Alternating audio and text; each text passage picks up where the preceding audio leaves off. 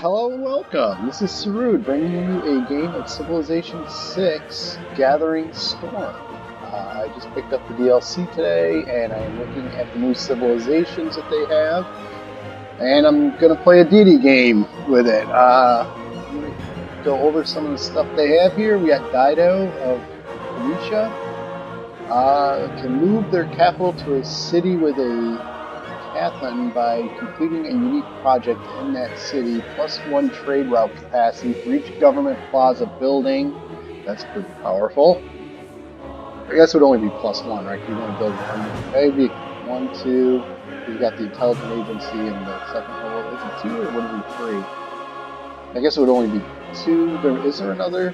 I can't remember if there's a third government building or not. There might be. So possibly +3 trade route capacity, which is okay, I guess. It's not as good as I thought. And also the government plaza district, +50% production towards districts in the city with a government plaza. So basically your capital will have a bonus to building districts, or wherever you build the government plaza, I suppose. So you begin the game with the writing technology. Wow, they're giving technologies to people now, huh? Begin the game with the writing technology. Oh, it's just the Eureka. You don't actually get it. Okay, you get the Eureka. Coastal cities founded by Phoenicia and located on the same continent as the Phoenician capital are 100% loyal. Settlers gain +2 movements and +2 sight range while embarked. So they're kind of like a naval civ a little bit, I guess. You want to settle on the coast. Not too familiar with the Phoenician history or anything. I thought that might be Greece, isn't it? Phoenicia? I'm not really too positive. Settlers ignore additional movement costs from embarking and disembarking. Alright, the Cathan, I guess you pronounce it. It's a harbor. A district unique to Phoenicia for naval activity in your city replaces the harbor district and cheaper to build. Must be built on coast or lake terrain adjacent to land. Production towards naval units and settlers in the city. All wounded naval units in the city's borders heal 100 hit points each turn. So you get a little bit of you get a little bonus to your navy and stuff. Phoenician unique, a bireme. Yeah, it's got to be like a Greek civilization type. That's like 3 or 4 Greek civilizations they got now. You have Alexander, Gorgo, and the old man there. I forget what his name is, but he's Greek too, I believe. Phoenician unique, the bireme, Phoenician unique ancient era unit that replaces the galley, increased combat strength and movement. Trader units are immune to being plundered if they are within 4 tiles of a bireme. Okay, that's pretty good, I would say. You got 2 Eleanors of Aquitaine.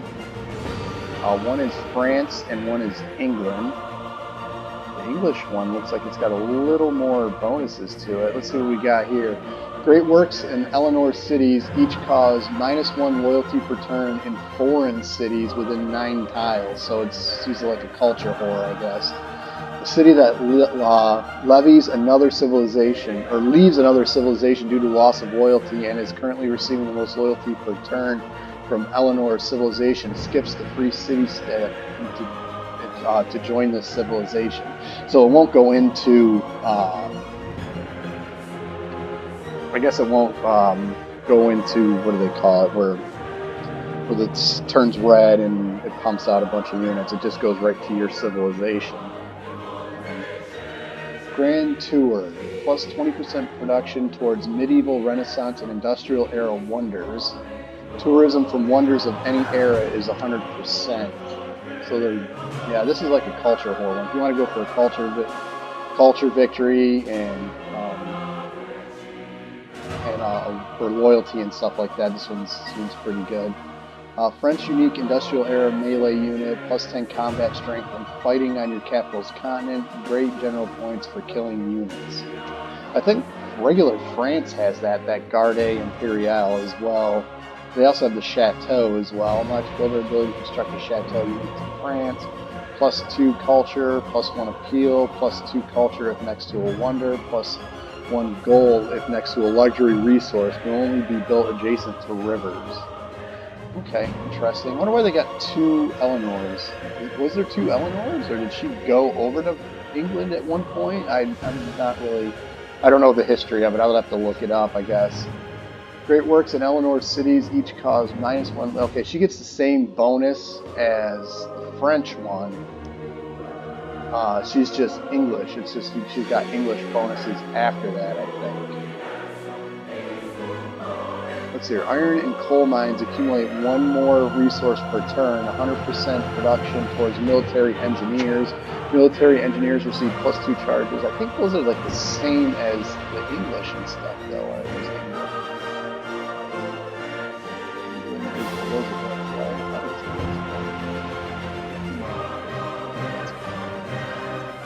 Okay, they are the same. They just get a different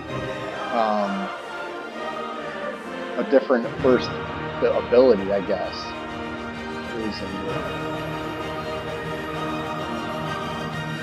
Pericles is the other Greek guy. So there's like 4 Greek civilizations now.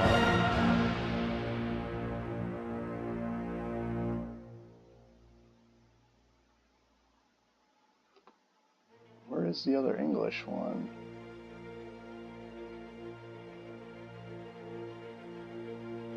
Did they take the other English one out? Why am I not seeing her? This is a different one. That's Canada. We got Ottomans. I think India was in the game. Okay, India was in the game. Tamar, Alexandria, Cleopatra, Cyrus, entire Gorgo.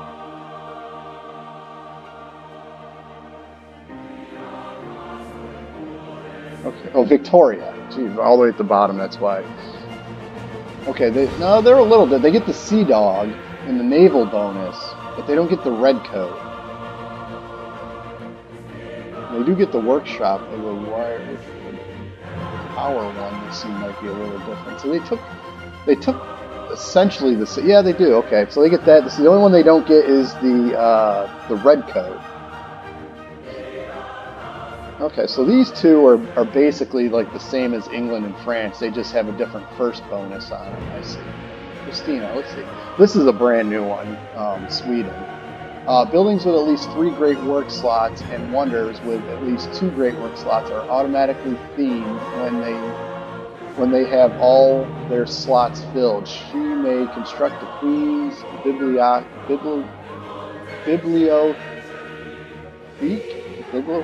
Oh God, I'm butchering that. I know that.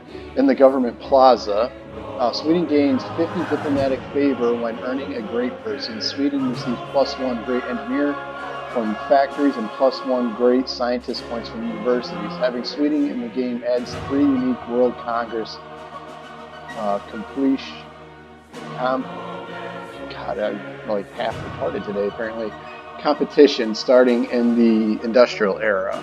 Open Air Museum unlocks the builder ability to construct an open air museum unique to Sweden. Provides +2 loyalty per turn in the city, +2 culture, and +2 tourism for each type of terrain. Snow, tundra, desert. So if you settle a city on all the different terrains, you actually get a bonus for it. In which at least 1 Swedish city is founded, 1 per city. Tiles with open air museums cannot be swapped. Let's see here, Queen's Bibliothèque. I think that's how you pronounce it. A building unique to Sweden. This building provides 2 slots of writing, music, and any type of art. So you get a ton of like great work slots for that, I guess. I'm not sure what the bonus is over the regular building, but awards +1 governor title as well. Swedish. Get over here to yeah, I do. Okay. Swedish unique Renaissance era unit. Let's see. The Caroline. Swedish unique Renaissance era unit replaces the pike and shot. faster than the pike and shot, +3 combat strength per use. Okay, so they get a bonus to the pike and shot. Ugly. Poor girl. I wonder if she became a ruler.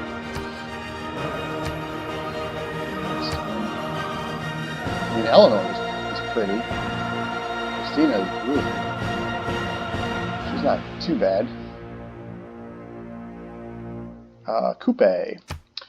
Coupe of the Maori. I guess that's how you pronounce that. Begin the game in an ocean tile. Begin the game in an ocean tile. Okay, interesting. Gain a free builder, +1 population when settling your first city. So you get a bonus for just settling. That's pretty cool. The palace receives +3 housing and +1 amenity, +2 science and +2 culture per turn before you settle your first city. So they actually reward you for just running around and looking for a really good spot, I guess. Now is this all? Yeah, the palace receives +3 housing and +1 amenity, +2.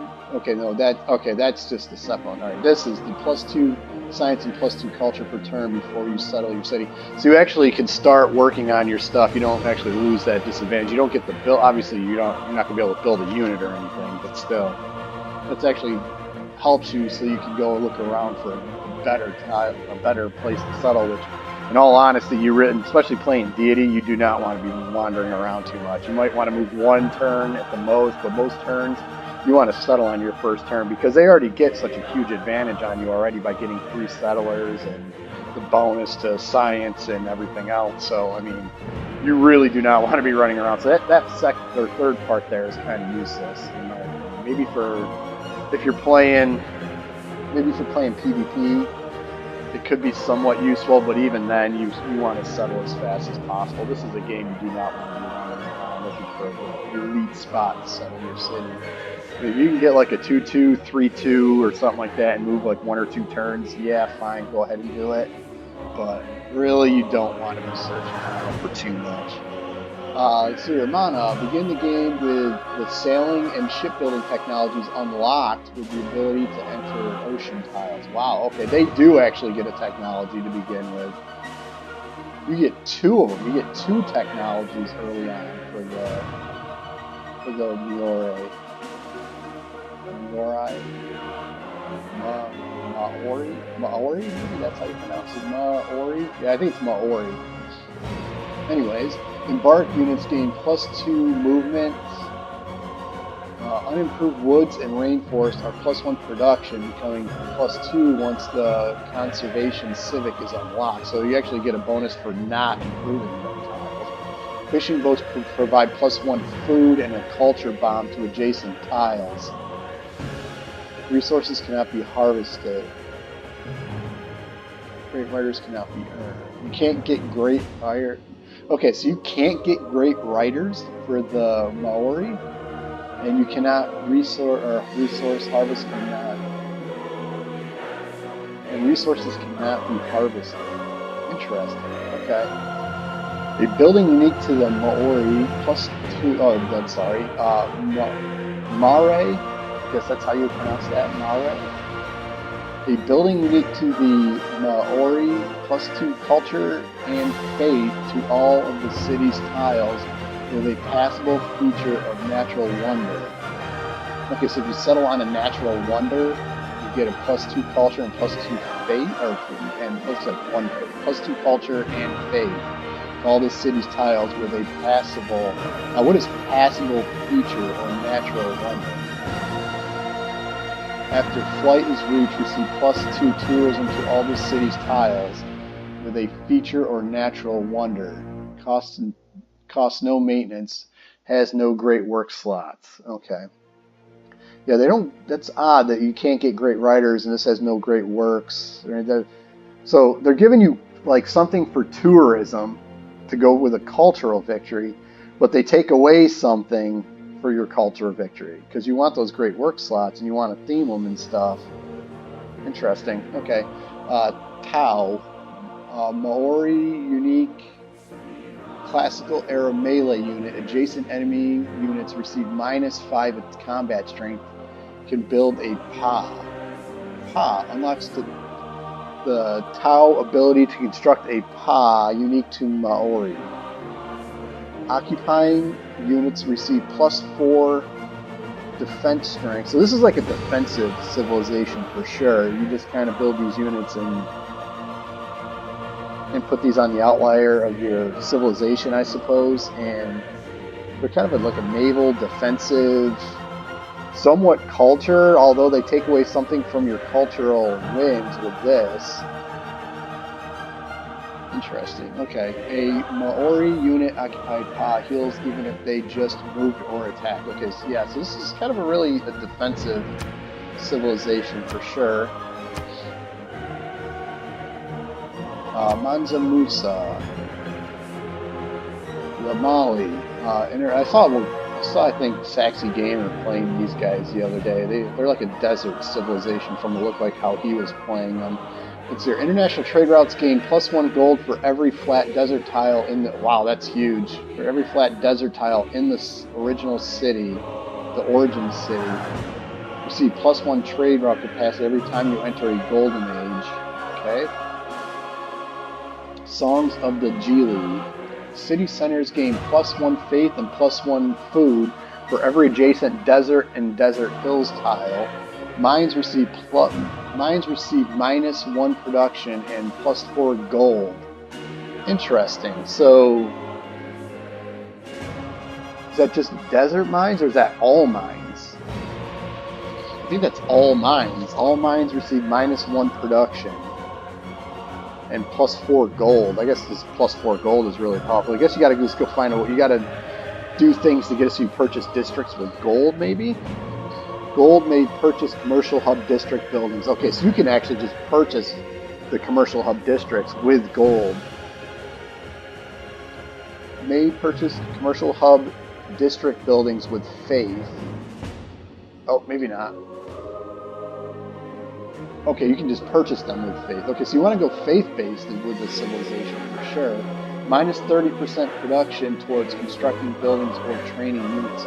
Okay, so these guys get a real big hit to production, but they get a boost to gold, and you can purchase stuff with faith. So you want to go really gold and faith, which is kind of an interesting concept, I guess. Because most of this game is food and production. If you don't have food and production generally in this game, you're kind of screwed.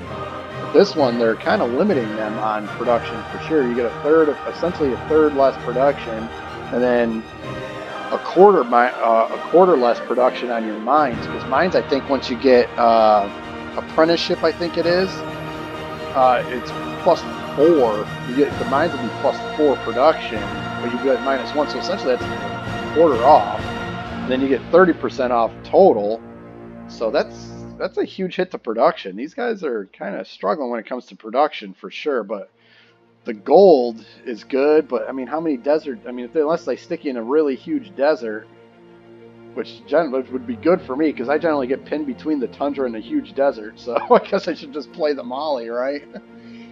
District unique, Saguva, a district unique to Mali, specializing in finance and trade that replaces the commercial hub. Units, buildings, and districts are 20% cheaper to purchase with gold and faith in the city. Yeah, see, they're really just swapping them from a production-based civilization, which most civilizations are, because, like I said, this game is so important to have production and food growth in your cities, and they're kind of flip-flopping that with the Mali. So this is an interesting civilization to play for sure, because you're purchasing stuff with gold and faith instead of building it outright with production. Which production did take a hit. They changed the way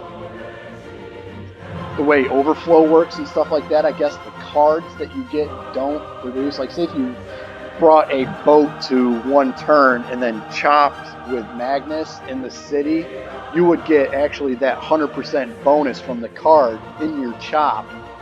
I believe they have actually taken that away. So let's say a boat costs 20 production, you have the unit cost card, which is 100.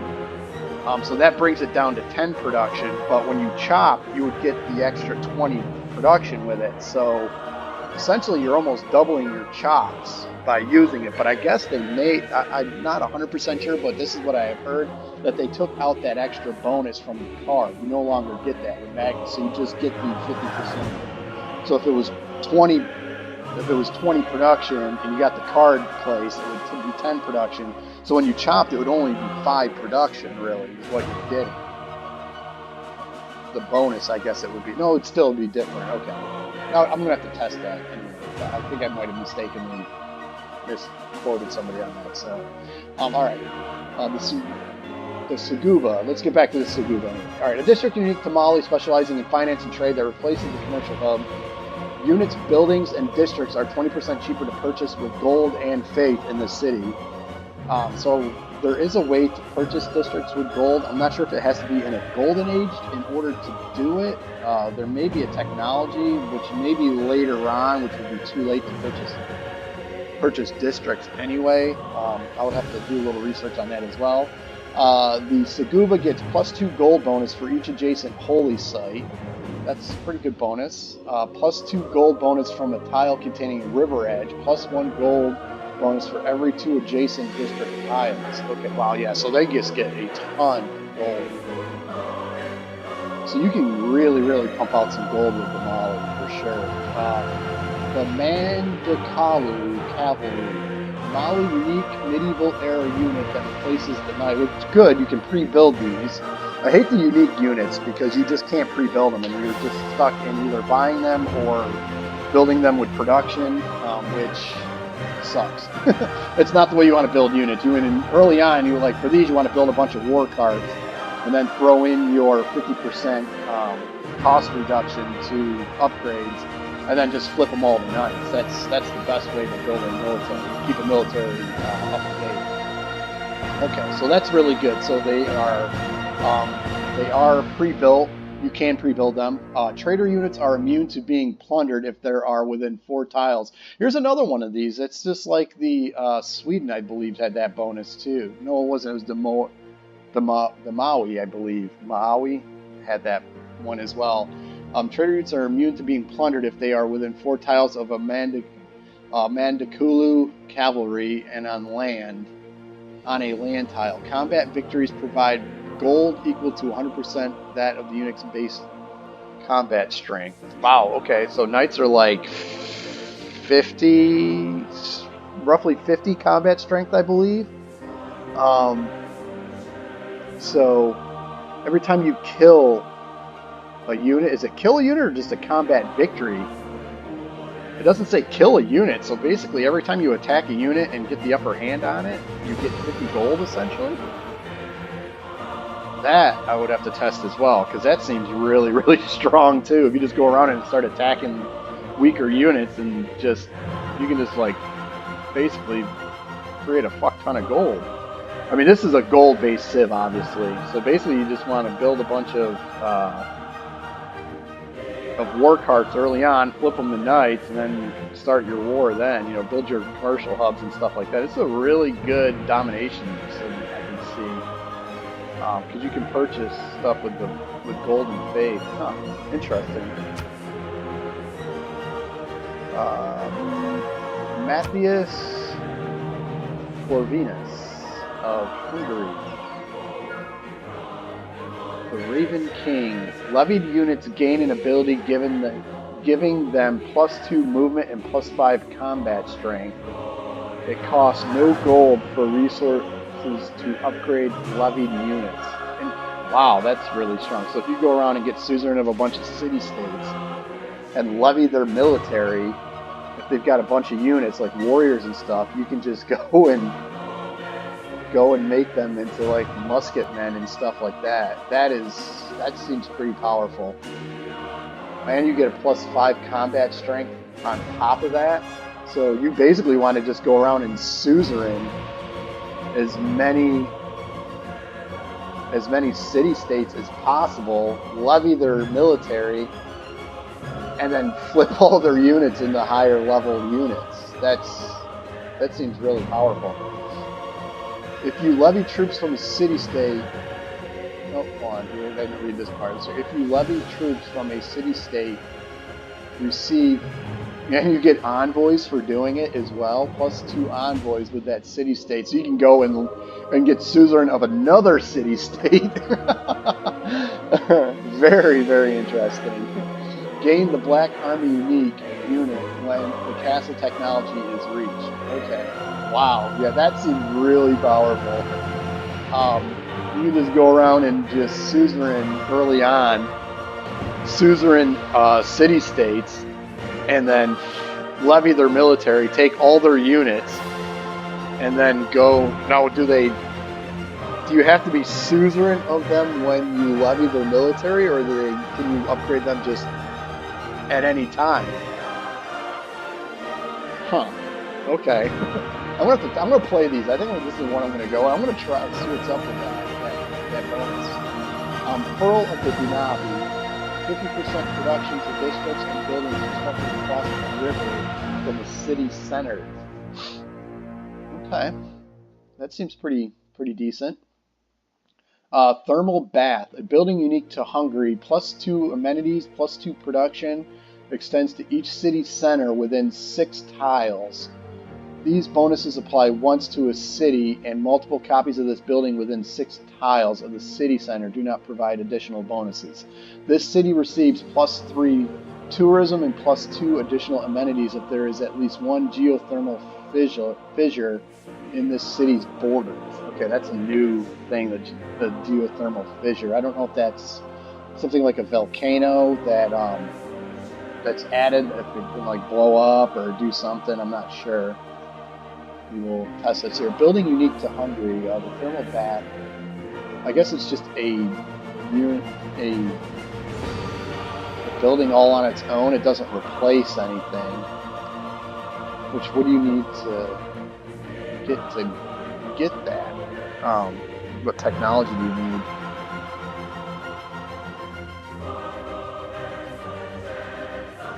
So you want to put this in between a couple of cities for sure, which you can build multiple of them. It just only produces for the one, or it only gets one bonus to it. Let's see here. The Huzar, Hungarian unique industrial era unit that replaces cavalry, +3 combat strength for every active alliance. Okay, so you get a bonus for being in alliance with people, which seems pretty good. Which if you're in alliance with, if there's 10 civilizations, you're in alliance with 4. I've been in alliances with 4 other civilizations.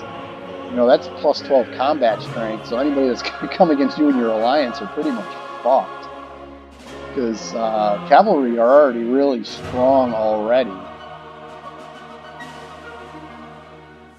Now, is that just the +3 combat strength for every active alliance? Is that for every unit, or is that just the cavalry? I'm guessing that's just for the cavalry unit. Black Army, Hungarian unique medieval era unit that replaces the Corsair, +3 combat strength for each adjacent levied unit. Okay, so again, another bonus for being levied. Okay, wow, that seems really, really powerful. I'm going to have to test that out. I think that might be the one I go with. I go for a domination victory, maybe.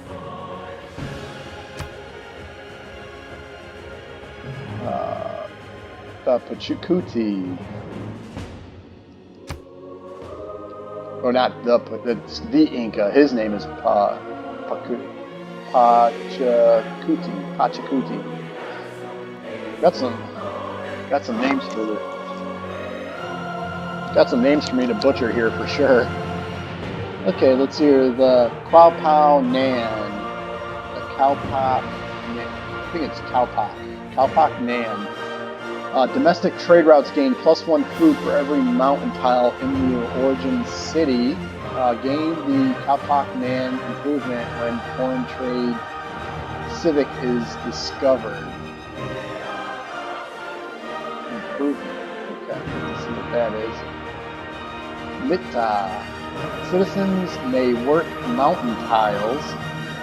Mountain tiles provide +2 production, +1 food, and +1 food to mountain tiles for every adjacent terrace farm.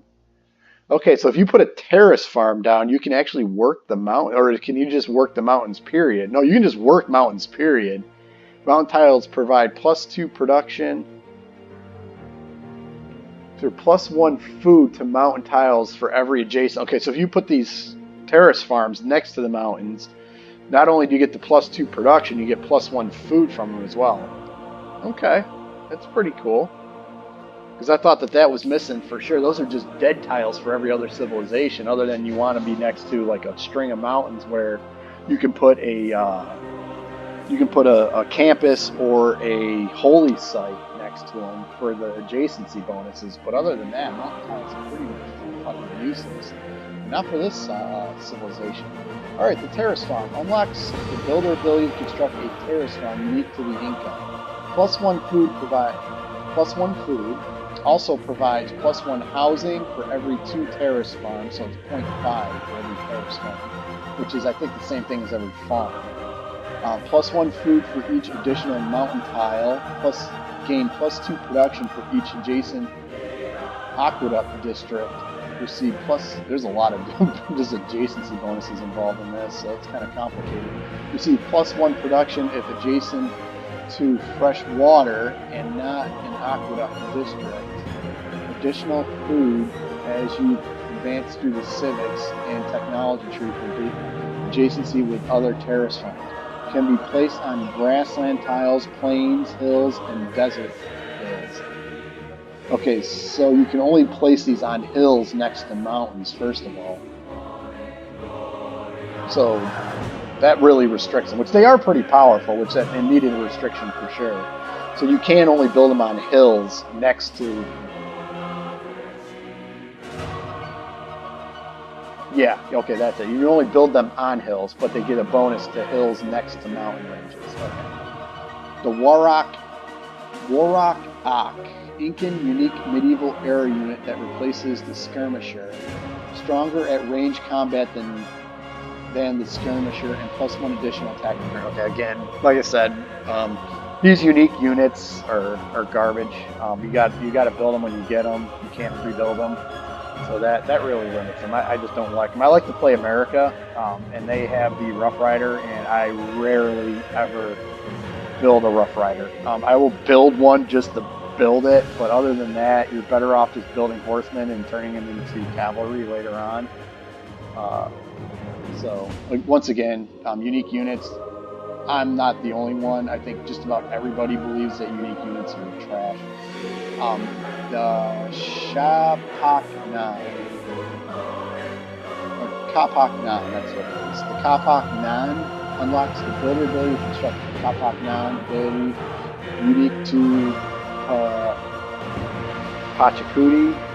Acts as a movement portal on a mountain range, allowing units to move into and exit from another portal at the cost of 2 movement. Can only be built on an adjacent mountain tile. Cannot be played for removed. Okay, so yeah, this is the tunnel I think I saw someone playing. I think maybe Game Mechanic was playing a game, and I think he was using these tunnels. Okay, that's cool.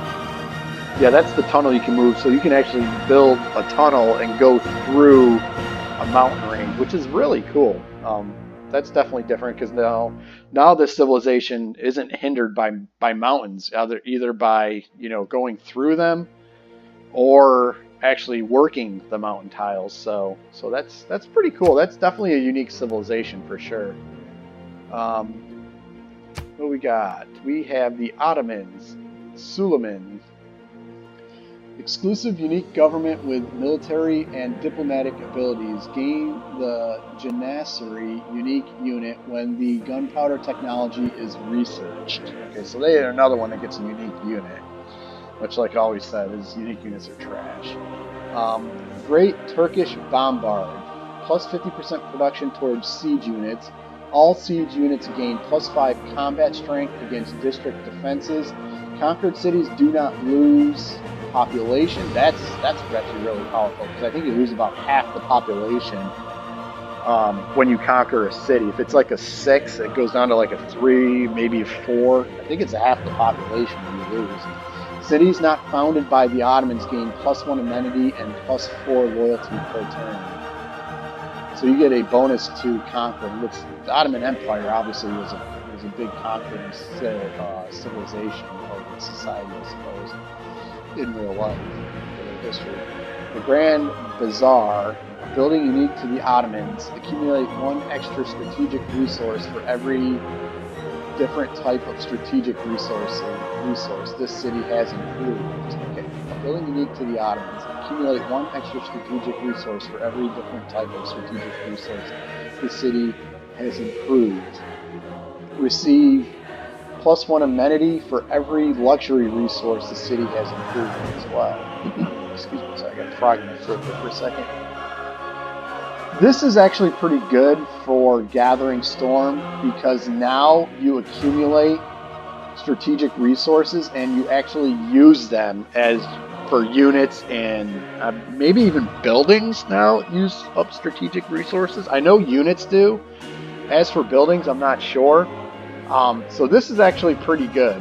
This will help you out in that circumstance for sure. So if you build a large military and it eats up your strategic resources every turn, this actually really does help. So this helps mitigate that resource drain that you will accumulate by having a large military. Barbary Corsair, Ottoman unique medieval era naval unit that replaces the privateer. It costs no movement to coastal raids, can only be seen by other naval raiders unless adjacent to it, reveals naval raiders within sight range. Okay. Once again, unique units, you gotta build them when you get them. Of course, privateers, I don't think you can actually even upgrade to a privateer. So this one may not be as poor as other unique units are due to that fact, because you don't get that, because you can't pre-build them. I might be mistaken. You may be able to pre-build privateers, but I don't think you can, because I think galleys turn into caravels and your quarenes turn into frigates. So I don't think you can actually pre-build the privateers. So this one isn't as bad, maybe, if that's the case. So I may be mistaken. The Janissary, yeah, I guess it's Janissary, is a Ottoman unique Renaissance era unit that replaces the Musketman. Starts with a free promotion, stronger and cheaper than the Musketman. To train a Janissary, a unit must have a population of at least 2. If a city is founded by the Ottomans and trains a Janissary, it loses a population. Okay. Again, the unique unit.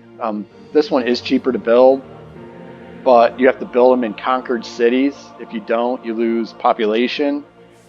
So I can't see that being that good, or why you would want to build a bunch of them. Now, being that this replaces the Musketman, you may be able to pre-build them. I don't know. I can't remember. Being that it replaces something, I think unique units that are replaced, that replaces something like the Musketman, you may be able to pre-build them. I think you can pre-build these, so that actually is pretty decent. Maybe I'm gonna have to test it, I guess. Okay, so not a bad civilization, I can see. And the last one is Canada. Oh, Canada. Wilfrid Laurier, I guess that's how you pronounce his name. Wilfrid Laurier. Allows farms to be built on tundra terrain. That's pretty good. After civil engineering is unlocked, farms can be built on tundra hills. That's pretty good. Reduces the cost of purchasing snow hills, tundra hills, and tundra tiles by 50%, so that's pretty decent. So this is going to be another one like Russia, where you get a big bonus to obviously being in the tundra. Plus, which Russia is extremely powerful. Russia is one of the best civilizations in the game at the moment. Plus 100% extraction rate of accumulated resources on snow hills, and tundra tiles. So that doubles their resources that you. I don't understand that. 100% extraction rate of accumulated resources on snow, snow hills, and tundra tiles. Tundra hills. So is that if you have like deer on it, you get double the production from it, I guess? I guess that's what that means. That would be my guess. That if you have like deer, now does it go for strategic resources or is it just resources like deer and stone and stuff like that? Again, you have to test that as well. Okay, Canada, 4 faces of peace. Cannot declare war on city-states or surprise wars. Surprise wars cannot be declared on Canada. For every 100 tourism per turn, earn 1 diplomatic favor per turn. Receive 100% diplomatic favor from successfully completing an emergency or scored completion. Okay. So they are just a civilization you do not war with, obviously, which Canada, have they ever really been in a major war? I mean, I guess they maybe joined World War II just to be because they were on the Allies. I don't think they sent a whole lot of troops or anything like that to Europe or the Pacific. But okay, so that kind of makes sense, I suppose. So this is if you're a non-aggressive civilization for sure. You want to play these guys. Russia, on the other hand, is the opposite because you want to pre-build Cossacks and rush out and rush people with Cossacks. Canada, on the other hand, is more of a peaceful civilization. The ice hockey rink unlocks the builder ability to construct an ice hockey rink unique to Canada. Interesting. We're going to go with ice hockey rink, huh? +1 amenity, +1 culture for each adjacent tundra, tundra hills, snow, and snow hills tile. Pretty good. Okay, so they provides tourism from culture once flight is unlocked, +2 food, and +1 production once the professional sports civic is unlocked, +4 culture if adjacent to a stadium building, can be built on tundra hills, snow, and snow hills. 1 per city, +2 appeal. Okay. There's a lot of prerequisites to this, but the later you go in the game, which this is pretty inducive towards a cultural victory, which is pretty good. So I can see them doing pretty good with the cultural victory because you get a bonus to tourism in 2 different places here, and you get culture, which culture always helps you, and obviously a cultural victory. The Melty, Canadian Unique Modern Era Unit, can create a national park, +5 combat strength when fighting within 2 tiles of a national park. Additional +5 combat strength when fighting within 2 tiles of a national park you own. Okay, so they can technically get up to a +5, or a +10 combat strength if you're fighting in the city that the national park is in and you're adjacent to the national park. Another problem, unique modern era unit, that cannot be pre-built. The Ottomans get a pre-built one. Hungary gets a pre-built one. Canada does not. The Moari cannot. I believe there was one more that cannot either. Okay, those are the new civilizations for Gathering Storm. They all seem pretty decent. They all have their own little niche, I suppose, which is always good. You want a game that has something as many civilizations as we have. The more unique that you can make them, I guess, the more interesting things become. Dido, the 2 Eleanors are not quite as unique. They're, like I said, Greek, French, and England. So they pretty much just take on the identity of those civilizations that already exist. They just change their first passive, and there's, like I said, Eleanor of England doesn't get the red coat. and their first passive is different. So, or I guess it's just a different way of playing England, and a different way of playing France, and another way of playing Greece. There's so many Greek civilizations, it's ridiculous. How different from these are, let's see, where is one of the Greek ones? Alexander, Macedonia. Alexander is completely different than the other Greek ones, though, I believe. Gorgo, Acropolis. I mean, I guess all of these are really different. The Greek civilizations all do different, because you had the Greek city-states, I guess. Which I guess this is more what they're playing on towards, is that all the different Greek city-states. I mean, these two are pretty common here.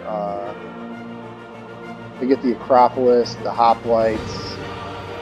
Plato's Republic is a little different. No, that Plato's Republic is different. It's the same. Okay. Yeah, so Pericles and Gorgo are very, very similar.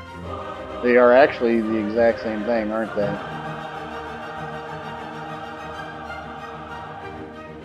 Yeah, Gorgo and Pericles are pretty much the same exact civ, except he gets plus 5% culture per city-state. Okay.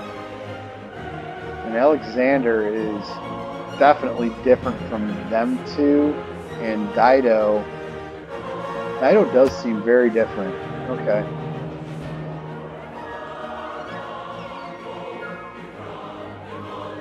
Oh no, okay, this is Carthaginian, so this is North Africa. Okay, so this is not... I've got my civilizations incorrect. Okay, so this is actually Phoenicia is North Africa. Carthage was North Africa. So that's pretty cool. I'm surprised they didn't go with their major leader there. What was it, Hannibal? Was it Hannibal of Carthage? They went with Dido, though. I mean, I've heard of Dido. I don't know like what her history is or anything, but I do recognize the name Dido.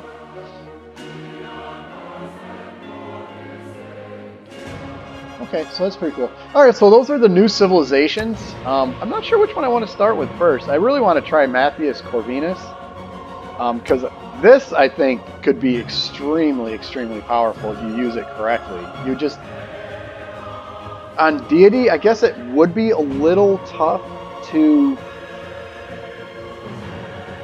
get a suzerain of multiple city-states, just because the computer is so adamant about messing with city-states and stuff like that. But I still think that if you do get one and they have a bunch of units, especially the military ones, I guess that would make the military city-states actually somewhat good for a civilization. You would have to, I guess, protect them, because most people do take them out. So, I don't know. It's a pretty good coupe. I think his civilization is not bad. They give him a bonus to production, or I mean, culture and tourism, but then again, they turn around and take away great work slots, and great writers cannot be earned. So that's kind of a hit. I don't know. I could be wrong, but he seems like one of the weaker ones. This bonus up here, the +2 science and +2 culture per turn before you settle, in my opinion, is not very good, only because you don't want to be wandering around for an extended period of time. You want to settle as quickly as possible. So, I think he's probably one of the weaker ones. This one, you get a hit to production, but if you're settling around desert already, you already take a hit to production, and you get this huge gold bonus and bonuses towards buying districts and buildings and units with gold. They could be very, very interesting. They could be definitely a different way of playing, which is a breath of fresh air, I suppose you can say, because In this game, it's really food production. And if you don't have those two aspects in your city, you're really struggling. You're definitely going to be pretty weak. So, uh, Pakakuti. This one is pretty unique, definitely. I really like Pakakuti and the Incas. I like that you can take advantage of mountains now. Before, mountains were literally just used to put campus and holy site districts next to, and then you had a bunch of dead tiles because of it. But with with Pakakuti and the Incas, that is not the case. Mountains are actually good for the for Pakakuti and his Incan civilization.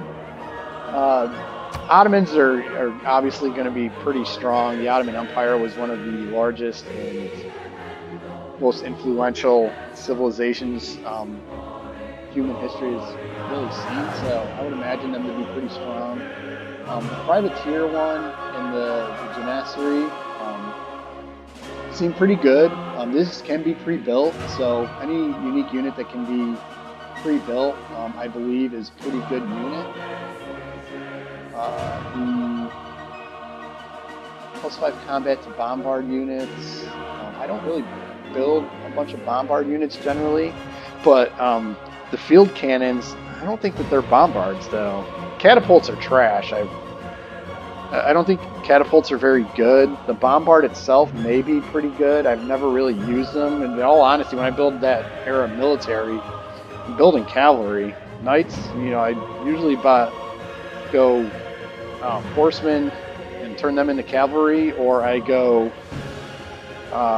war carts and turn them into knights.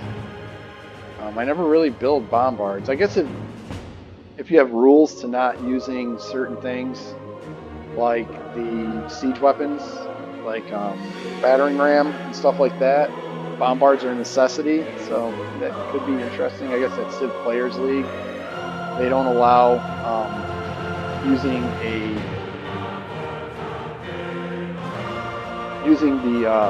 the siege units after a certain era, so I guess it would be helpful for them. Canada seems pretty decent. Cultural Civ for sure. Culture and defense. So, they're pretty cool. I like the way they done them. They definitely gave some uniqueness to them. Sweden, I don't really go over Sweden too much.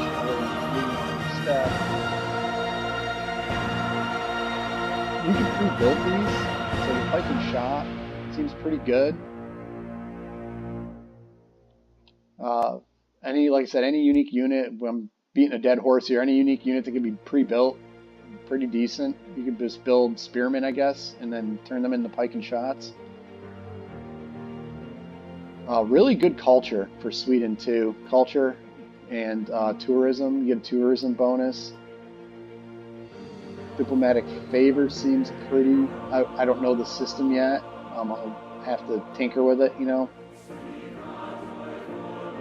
Overall, I like them though. I mean, I think that they are pretty good, and they're going to be fun to play. I'm going to start with one. I might start with just the top one and just go Dido, and then just work my way down and just play a deity game and go through it.